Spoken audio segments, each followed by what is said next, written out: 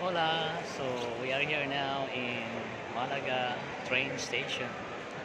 So guys, I will show you the train station is very big. It's like a mall. Okay guys, like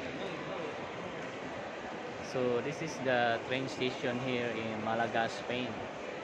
So it's very big guys. It's like a huge mall. Actually, we are now in the second floor. Yeah,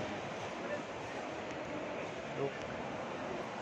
So this is the Malaga Central Train Station. Then there are lots of fast food and restaurants here, guys. There's McDonald's over there.